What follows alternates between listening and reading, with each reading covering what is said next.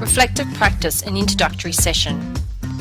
This short presentation is about reflective practice for students as an introductory session on the benefits and challenges for reflective practice in a changing world. I personally understand the importance of reflective practice and how this type of process can be challenging for students, and especially for those who are not used to this type of learning process. The I experience is a very powerful platform for you to learn about, such as narrating where you are at now and where you would like to head towards in the future. The I experience is not an easy way of communicating your goals, challenges, or success stories. However, what the I experience can do is to assist you to find your voice early and begin to understand how you learn and how you would like to learn so that you can achieve the best possible outcomes while completing your studies. We want you to be set apart from other university graduates, and using reflective practice effectively can help achieve this.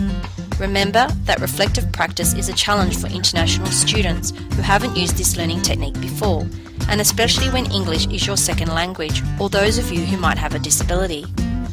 One of the most beneficial areas of reflective practice is that you get the opportunity to create, imagine, and try something new that can assist you to learn about yourself, but most importantly, how you can improve.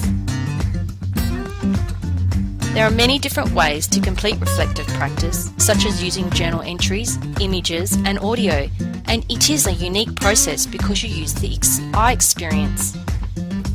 Here is an example of what you might be asked to do, and will give you an understanding of how to begin an effective reflective practice entry in your e-portfolio or other shared areas of communication. You will see that there is a table with set headings. The first one states reporting. This is where you give a brief description of the account of the situation and what happened and why the situation took place and how you were involved. Then you can go on to respond. This is when you can put in your feelings or questions about the situation or issue, and it's okay to be personal. The next section is relating. This is when you start to make connections with what you are learning in the learning experience and the theories that are taking place in the classroom. You can also incorporate other resources from various areas, such as the World Wide Web.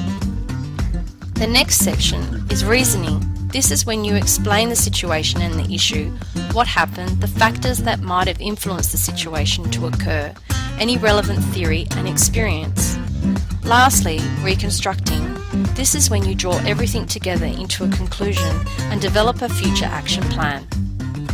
At times, you'll be asked to demonstrate your reflective practice through the use of reporting on a critical incident that may have occurred as part of a learning experience. Remember that most students will find this task difficult, and if that is the case, seek help early.